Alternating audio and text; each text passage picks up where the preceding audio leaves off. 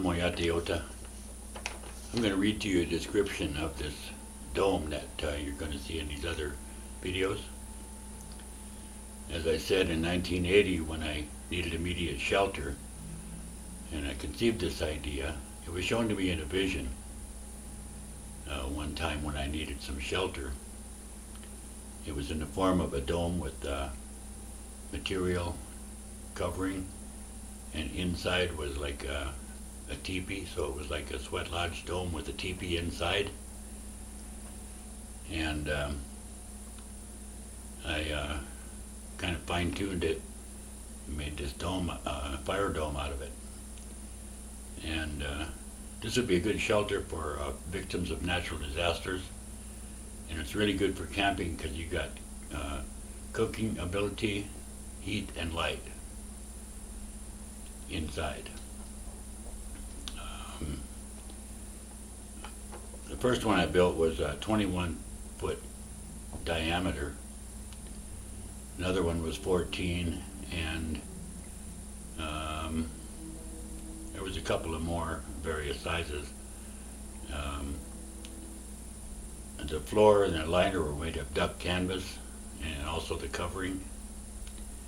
The fire cone was flame-resistant duck canvas.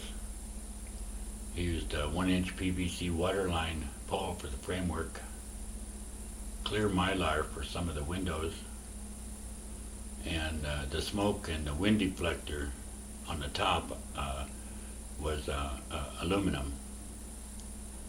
And I lived in and tested the functionality of this design for some months in various locations with different climate and environment and through various seasons.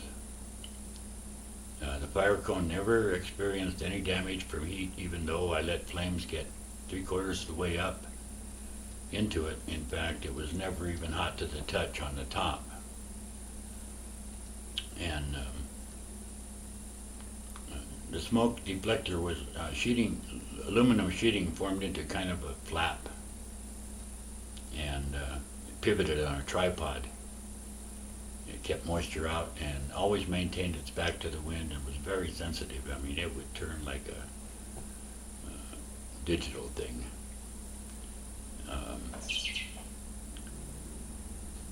It was really sensitive to any wind direction whatsoever. Always kept its back to the wind, and it never let any sparks or embers out. They always cooled off before they hit the top of that apex coming out of that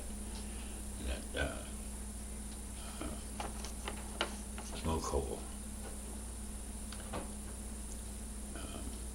So none of them ever escaped. The wind was never a problem, since the aerodynamic shape of the dome allowed even very strong wind just to go around it without pushing the structure.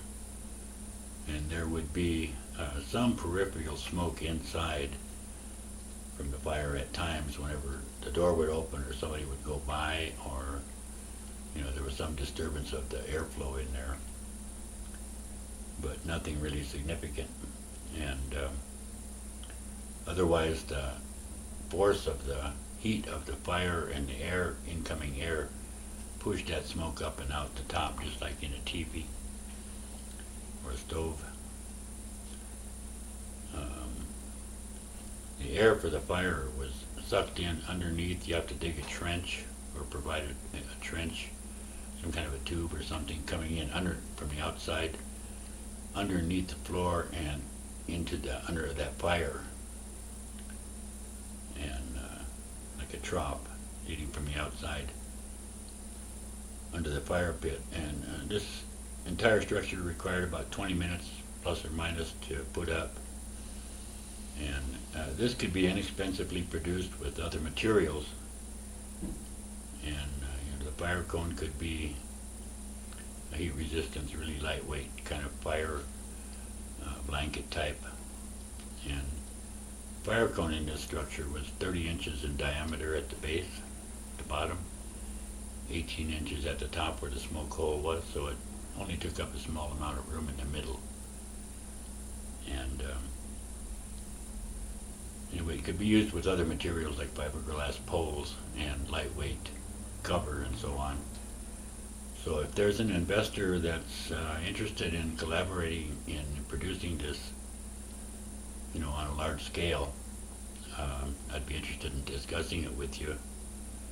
And you can email me at tennis, TENNIS 2294 at hotmail.com. Oyate. And so I'd be interested in hearing from you. Thank you.